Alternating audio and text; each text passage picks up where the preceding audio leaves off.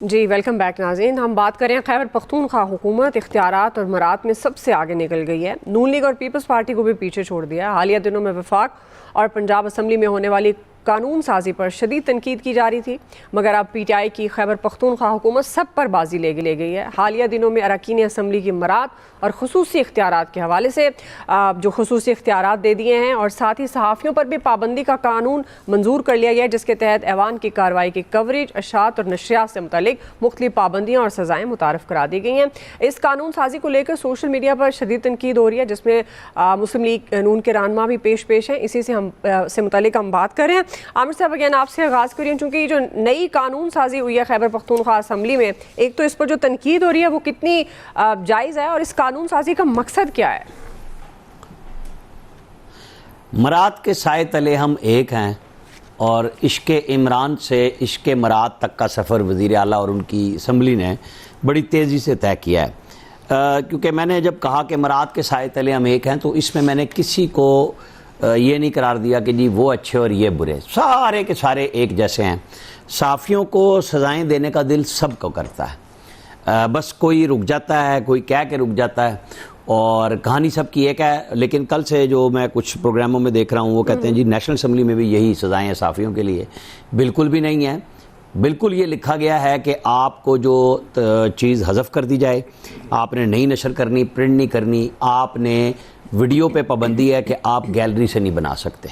अच्छा, अब उसका क्या है नेशनल असम्बली में कि प्रेस एसोसिएशन बनी हुई है, DG मीडिया है और स्पीकर ऑफिस है, वो तय कर लेता है कि जी फ़लाँ साफ़ी ने यह गड़बड़ की है, तो उसका केस सुपुर्द कर दिया जाता है कि इखलाक के दायरे में रह के समझाया जाए कि जब सब पे बयान है तो सब उसको समझे।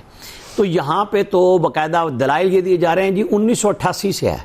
भाई आप तो आज़ादी सहाफ़त के लंबरदार हैं, आप कहते हैं जी ये तो पता नहीं मौजूदा रजीम क्या कर रही है और हम साफ़ियों को आज़ाद करने आए हैं। आपने तो कैद भी बढ़ा दिया, आपने जुर्माने भी बढ़ा दिए, और फिर जब पूरी फैमिली समेत ब्लू पासपोर्ट मांगते हैं और आप ही के एक MN इकबाल अफरीदी साहब जो KP से हैं, उनके बेटे ने ब्लू पासपोर्ट पे असाइलम भी ले लिया और आप अब कहते हैं कि हमें ताहयात दिया जाए। अज़मा बुखारी का मैं इंटरव्यू सुन रहा था, उन्होंने कहा मेरे पास बिल्कुल ब्लू पासपोर्ट है लेकिन वो असम्बली की मुद्दत तक है। हर असम्बली और वो अपने पे करते हैं, लेकिन क्यों तनकीद हो रही है? अब ये सारा ले रहे हैं कि जी उसने भी किया, उसने भी किया। वो क्लास में जब किसी बच्चे के नंबर कम आए, मैं कई दफ़ा पहले भी ये कहता होता हूँ कि ज़ाहिर है मिसालें आती हैं, तो बच्चा घर में कहता है सारे के सारे फेल हो गए या सारों के नंबर कम आए, अपना जवाब बनाता है वो दूसरे के साथ। सही भाई आपने गलत काम किया है। आप हिमालय की बुलंदी पे थे इखलाकी तौर पे इमरान खान साहब, और उन्होंने अनाउंस किया था और ये बाकायदा कहा गया कि हमने तमाम जितने हमारे पास रेस्ट हाउसेज हैं जो सरकारी तौर पे हैं, हमने उन सबको ठेके पे दे दिया है। ठीक, हमने उन सबको ठेके पे दे दिया है और हम ये काम करेंगे इसी तरीके से। लेकिन अब पता लगा जी वो मेंबर्स ने कहा है हमें मिलेंगे जहां पे भी हम जाएंगे, ना उनको कोई गिरफ्तार कर सकता है, ना स्पीकर के बगैर कर सकता है, और स्पीकर ही इजाजत देगा एक अदालत के ऊपर, मावरा अदालत। वो कानून में ठहरेंगे नहीं ठहरेंगे, लेकिन इशू ये है कि एक्सपोज हो गए हैं कि कहानियां खत्म, सब एक जैसे हैं, फिर ये तकरीरें बंद करें। जी ठीक है फैसल साहब। ये बहुत ही बेशर्मी और बेहयाई की बात है जो कुछ KP के अंदर हुआ है। एक ऐसी पार्टी जिसका लीडर कुर्बानियां दे रहा है, जेल में है, ये अपने लीडर को तो छुड़वा नहीं पा रहे, और ना छुड़वाने के लिए इनकी तरफ से कोई संजीदा कोशिशें नज़र आ रही हैं, ना छुड़वाने के लिए जो जद्दोजहद का तकाजा है वो कर पा रहे हैं, बल्कि अपनी मरात को उन्होंने जो है वो हासिल करने का जो है जरिया बना लिया। मैं जिसके नाम पर वोट लेकर आए वो तो जेल में, और उसके नाम पर जो है वो ये मरात हासिल कर रहे हैं, ना कि उसको बाहर लाने की कोशिश कर रहे हैं, उस हवाले से कोई जद्दोजहद कर रहे हैं, उस हवाले से कोई एक्शन प्लान बनाए, उसमें तो कतई तौर पे जो है वो नाकाम हो चुके हैं। और मरात भी वो वाली ले रहे हैं जिसके खिलाफ ये जद्दोजहद कर कर आए। ये बहुत ही अफसोसनाक अमल है जो कुछ KP में हो रहा है। जी आयाज साहब, देखिए बात तो वही है कि हमें ये चीज़ें चूँकि इख्तियार मिल गया, इक़्तिदार मिल गया, लिहाजा हमें ये सब कुछ चाहिए। और ज़ाहिर है अब कारकुनों को समझ भी आ गई होगी कि वो जो एफ़र्ट इन्होंने इमरान खान को जेल से छुड़ाने के लिए करनी थी, वो एफ़र्ट्स इनकी कहाँ लग रही थी। सारी मेहनत तो यहाँ हो रही थी कि मजिस्ट्रेट के इख्तियारात भी, और उसके बाद ज़ाहिर है एक तरफ तो हम ये सुनते हैं जी जमहूरियत जो है ना वो ज़ाहिर है वो सुप्रीम है, पार्लियामेंट सुप्रीम है, ये इदारे सुप्रीम है, लिहाजा हर चीज़ उसकी मर्ज़ी से होनी चाहिए। ये भी हम सुनते हैं इसी मुल्क में, जब हम पीट रहे होते हैं कि यार ये किस तरह की जमहूरियत है कि आप लोग बिल पढ़ते तक नहीं है, उनको पता ही नहीं होता क्या उनसे कहते हैं भेड़ बकरियों की तरह वो पास कर देते हैं।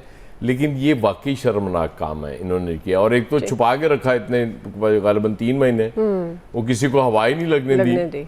लेकिन बहरहाल पूरी वो जो असेंबली है केपी की वो सारी इसमें शरीक जुर्म है।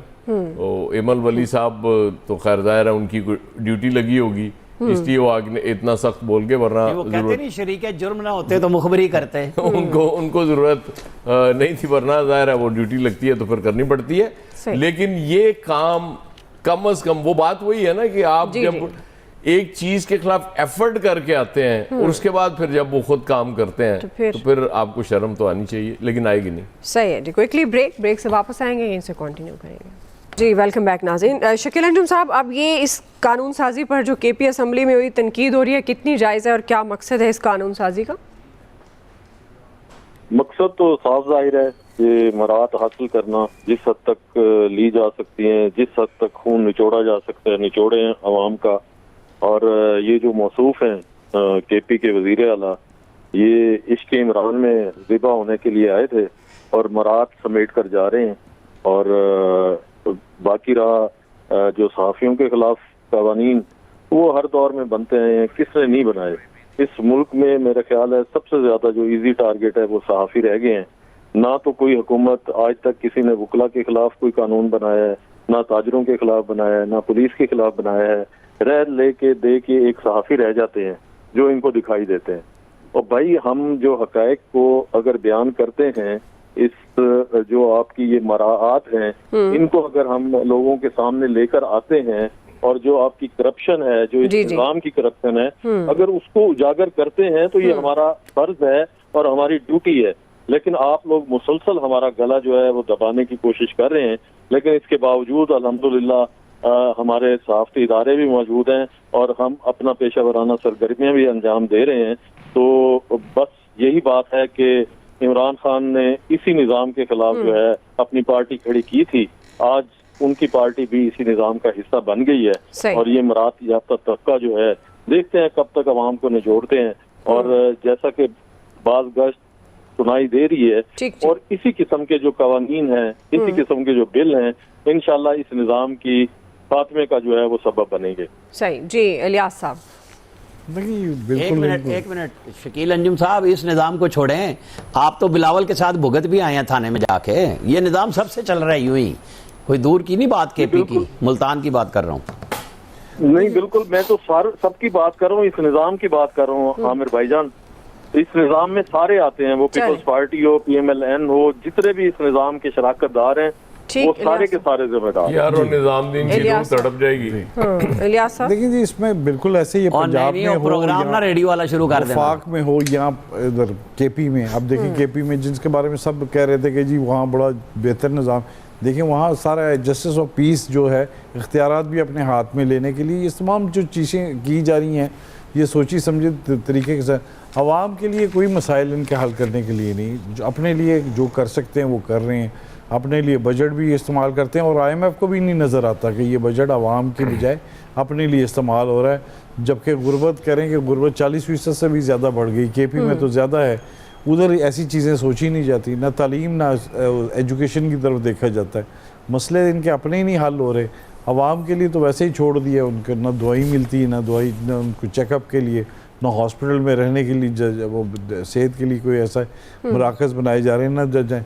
आप देखें ट्रीटमेंट के लिए जाएंगे, आपको MRI करवाना मुश्किल है, एक्सरे करवाना मुश्किल है, कोई भी देखेंगे लैब की सहूलतें भी नहीं है। तो लेकिन ये देखेंगे इनके लिए सारी मराहत भी होंगी, तनख्वाहें भी बढ़ेंगी, इनके मसले भी होंगे, गाड़ियाँ भी होंगी, कोई ऑस्टेरिटी मेजर्स वगैरह जो हैं इनके लिए एक भी उस पर फीसद भी अमल हुआ हो जो मर्जी के। ठीक है इलियास साहब, वक्त ख़त्म हो गया जी। आप सबका बहुत शुक्रिया। आज के एक्सपर्ट से इतना ही, ख्याल रखिए, अल्लाह हाफ़िज़।